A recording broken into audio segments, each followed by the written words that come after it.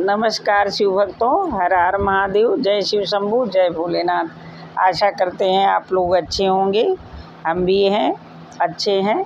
हम आप लोगों को संक्षिप्त में शिव पुराण के श्रवण से देवराज को शिवलोक की प्राप्ति कैसे हुई, इसी पर मैं एक कथा आप लोगों को सुनाने जा रही हूँ कि देवराज कितना पापी था, कितना अनिष्ट काम सारे करता था, लेकिन जो है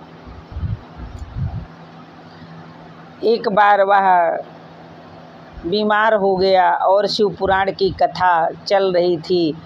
वो कथा वो शिवालय के पास में ही 1 महीना पड़ा रहा, उसके कान में पड़ती रही और उसकी जब मृत्यु हो गई तो उसके भोलेनाथ के शिवगण उसको लेने आए। देखिए, वो बहुत ही पापी था, लेकिन वो बीमार था और 1 महीने तक उसके कान में शिव पुराण की कथा पड़ी और उस देवराज का उद्धार हो गया।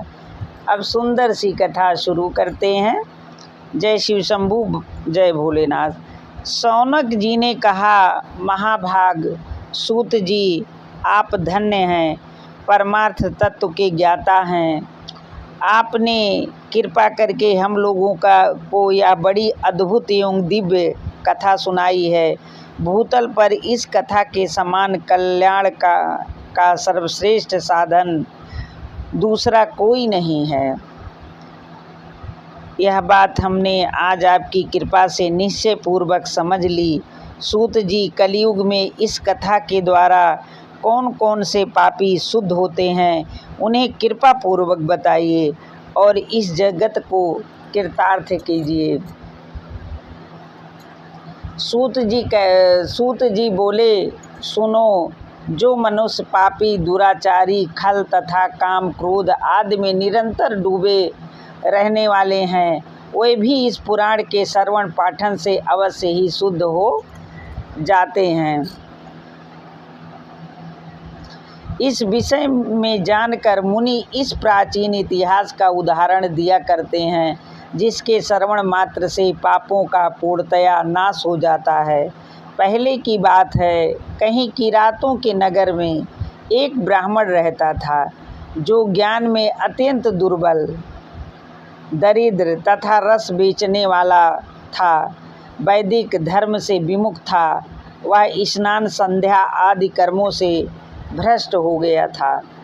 स्नान संध्या आदि कर्मों से भी वह भ्रष्ट हो गया था और वेश्यावृत्ति में तत्पर रहता था। उसका नाम था देवराज। वह अपने ऊपर विश्वास करने वाले लोगों को ठगा करता था। उसके ऊपर जो विश्वास करता था उसी को वो ठग लिया करता था। जो देवराज था उसने ब्राह्मणों, क्षत्रियों, वैश्यों, शूद्रों तथा दूसरों को भी अनेक बहानों से मारकर उनका धन हड़प लिया था, परंतु इस पापी का थोड़ा सा भी धन कभी धर्म के कामों में नहीं लगा था। वह वेश्यागामी तथा सब प्रकार से आचार भ्रष्ट था। एक दिन घूमता घामता वह दैवयोग से प्रतिष्ठान झूसी प्रयाग में जा पहुंचा। वहाँ उसने एक शिवालय देखा, जहाँ बहुत से साधु महात्मा एकत्र हुए थे। देवराज उस शिवालय में ठहर गया, किंतु वहाँ इस ब्राह्मण को ज्वर आ गया। उस ज्वर से उसको बड़ी पीड़ा होने लगी। वहाँ एक ब्राह्मण देवता शिव पुराण की कथा सुना रहे थे। ज्वर में पड़ा हुआ देवराज ब्राह्मण के मुखार बिंद से निकली हुई उस शिव कथा को निरंतर सुनता रहा। 1 माह के बाद वह ज्वर से अत्यंत पीड़ित होकर चल बसा। यमराज के दूत आए और उसे पासों से बांधकर बलपूर्वक यमपुरी में ले गए। इतने में ही शिवलोक से भगवान शिव के पार्षद आ गए। उनके गौर अंग कपूर के समान उज्ज्वल थे, हाथ त्रिशूलों से सुशोभित हो रहे थे। उनके संपूर्ण अंग भस्म से उदासीन थे और रुद्राक्ष की मालाएं उनके शरीर की शोभा बढ़ा रही थी।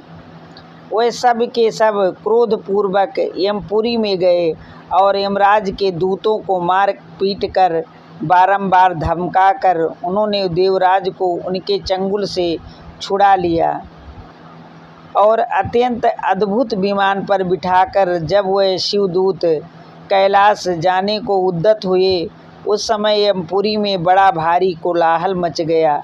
उस कोलाहल को सुनकर धर्मराज अपने भवन से बाहर आए।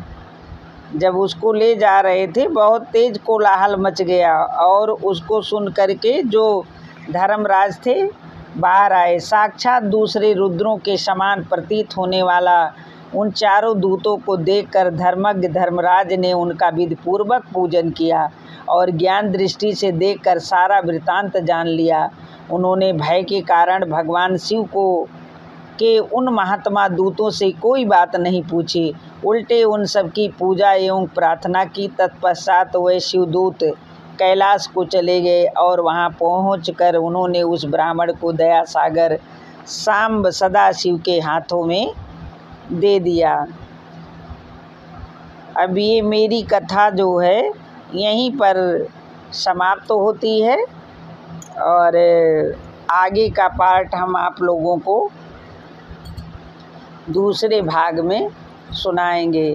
हर हर महादेव, जय शिव शंभू, जय भोलेनाथ। राधे राधे राधे राधे राधे कृष्णा। आशा करते हैं आप सभी लोग अच्छे होंगे और महादेव की कृपा सभी भक्तों पर बरसती रहे। सावन का महीना आ गया है, पूजा अर्चना खूब सेवा भोलेनाथ की करिए। बाबा बहुत जल्दी प्रसन्न भी हो जाते हैं और उनका कृपा प्रसाद हम लोगों को मिल जाए। दया दृष्टि अपनी हमेशा बनाए रहें। हर हर महादेव, घर घर महादेव। पार्वती मैया के चरणों में मेरा कोट कोट प्रणाम। धन्यवाद।